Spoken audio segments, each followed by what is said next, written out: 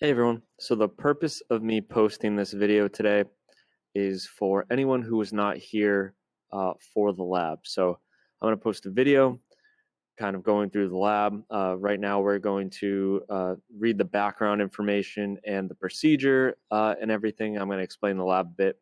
And then in the other parts of the video, I'll be actually performing the lab. So if you were absent, you would record the results from this demonstration and then use those results to do your lab report. So the sun's energy travels to Earth in the form of electromagnetic waves. After some of the radiation is absorbed by the atmosphere and reflected by clouds, about 50% of the sun's energy eventually reaches Earth's surface. Earth's surface absorbs most of the sunlight that reaches it.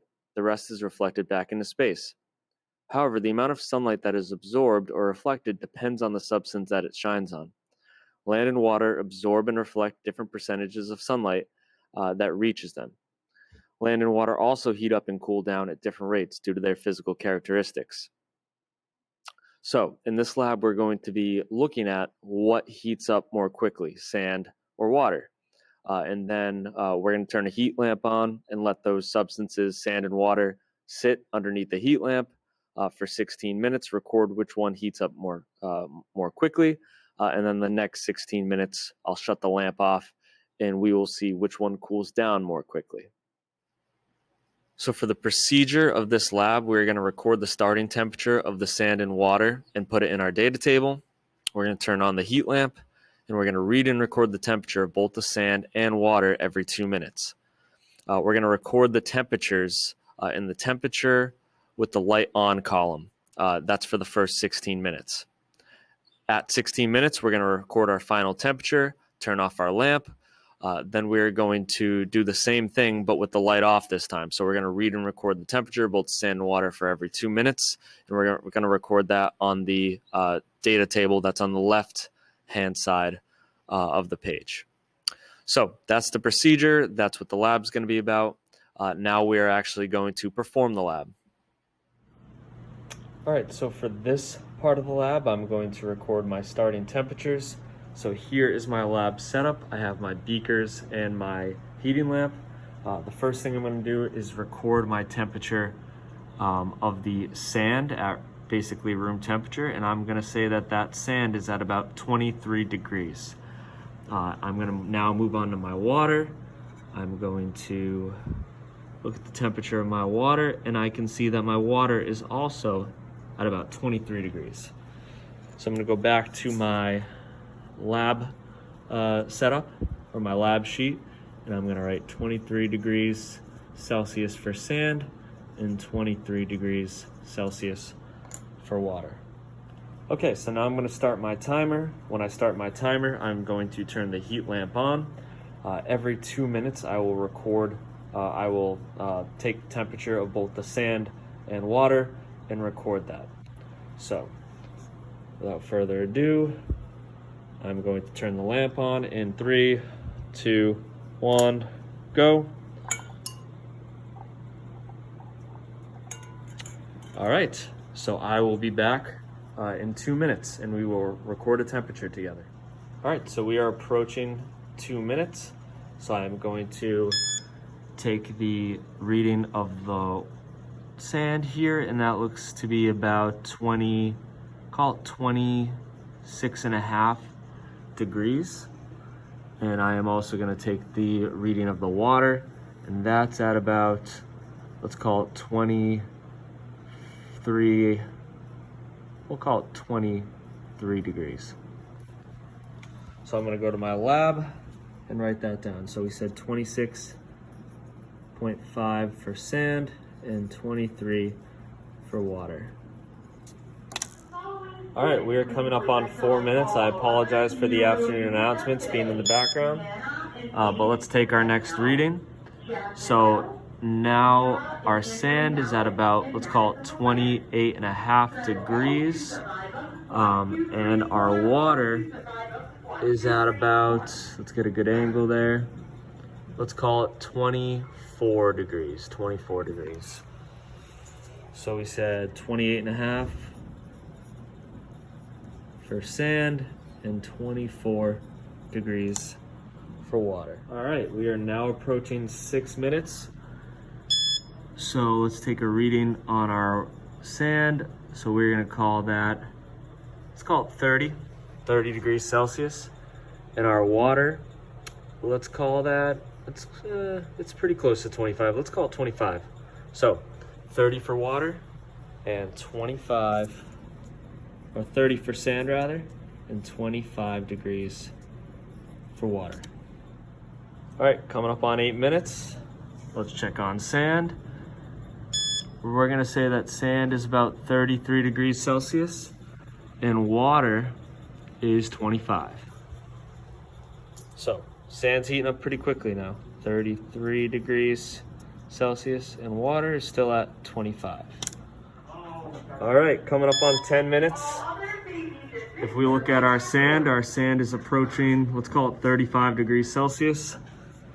And we look at our water, and our water is at, let's call it 25 and a half. So once again, 35 degrees Celsius for sand, water 25 and a half.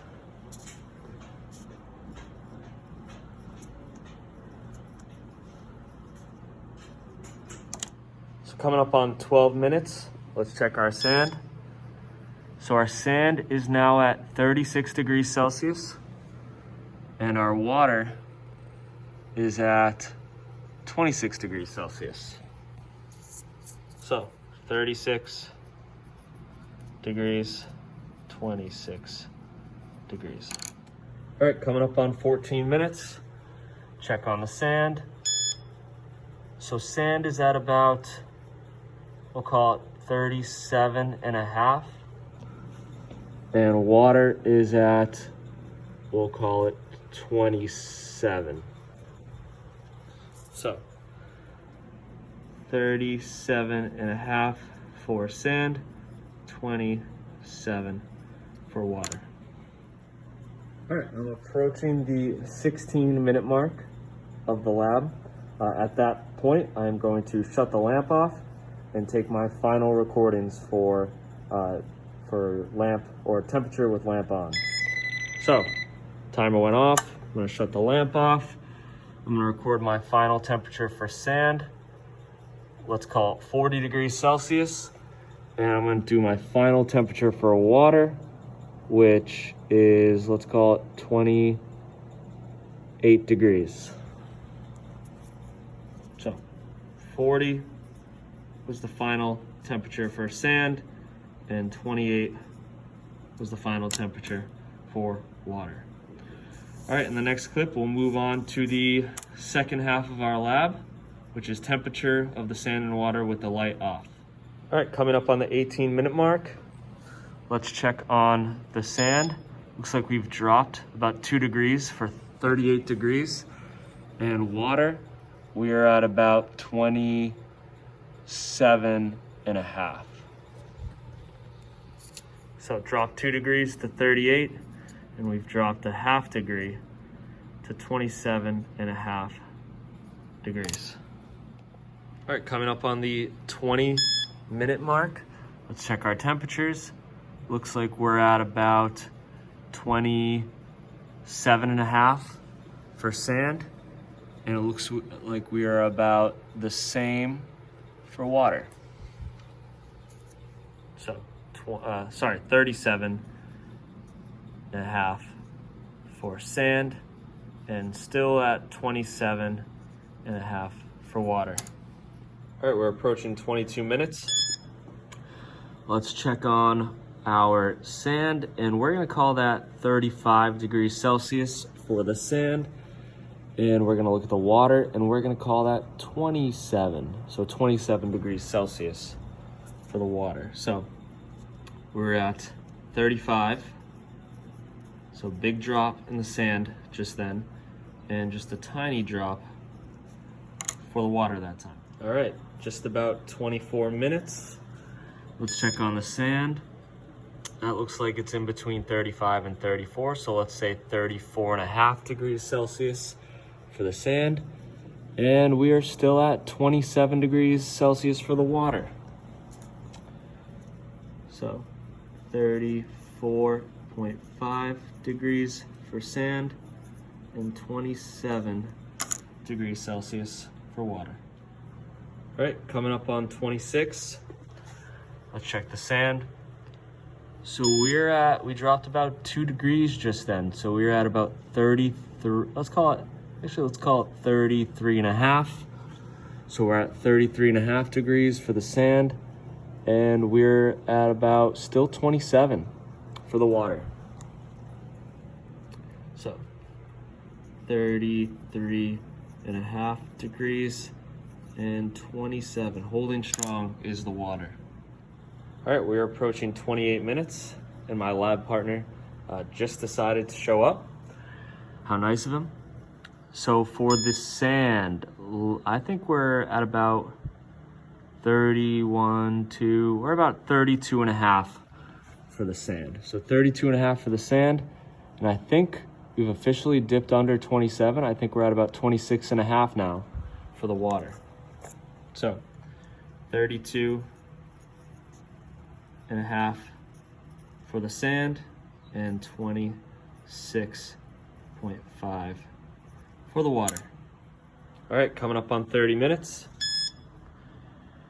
We are at 32 degrees for the sand, and we are at 26 and a half still for the water. So an even 32 for the sand, and once again 26.5 for the water. All right, we have one more measurement to go. All right, we are approaching the 32-minute mark, so let's take our last measurement. So it looks like the sand is going to finish off at about 31 degrees Celsius, and the water is still hanging tough at about 26 and a half. So let me flip to my correct page. I'll take my last recording. So water finished off at 31 degrees and sand finished off at 26 and a half degrees. All right, so I was nice enough to take this information and graph it for you. So the yellow line is the temperature of the sand over the 32 minutes. The orange line is the temperature of the water over the 32 minutes. And the pink line is the halfway point. So on the left side of that pink line, that's when we had the lamp on. On the right side of that pink line, we had the lamp off. So the goal of this lab was to see which substance heated up more quickly and which substance cooled off more quickly. So if we look over the first 16 minutes, sand starts at about 23 degrees. It quickly shoots up. Every single 2-minute interval, it shoots up more and more until it caps out at about 40 degrees Celsius. Water, on the other hand, does not creep up very much. It kind of, it stays at 23 for 2 minutes, then it kind of jumps a half degree every 2 minutes, and that capped out at about 28 degrees, so 12 degrees cooler than the water. However, something happens when we turn the light off. If you look, when we turn the light off, the sand nosedives down. So the temperature drops from 16 to 32 minutes, about 9 degrees, whereas the water, that only drops out, the water capped out at 28, and the coolest it got was 26 and a half, so only dropped a degree and a half. So we can clearly see that in the presence of sunlight, sand, which would be land, heats up much more quickly than water does, which would be the ocean.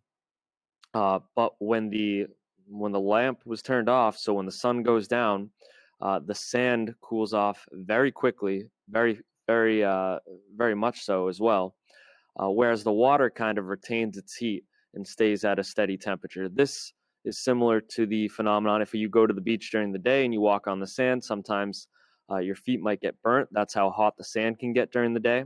Where in the water, on a nice summer day, the water stays at relatively the same temperature all day. Whereas if you go to the beach at night, the sand cools off very, very quickly. But if you were to jump in the water at night, the water would be roughly the same temperature, maybe a little bit colder, but not much than its temperature during the day. All right, so you're going to use these results. If you were absent for this assignment, you're going to use these results in your lab report. If you were, here for the first half but missed the second half, you can use this data for your second half of your lab. Remember that for you guys who I'm talking to right now, you guys would be the B cohort. Your lab will be due next Friday. And for A cohort, I haven't figured that out yet. So by the time I see you next week, I will have that figured out. All right, so that's gonna be the end of this video. If you have any questions, feel free to reach out to me.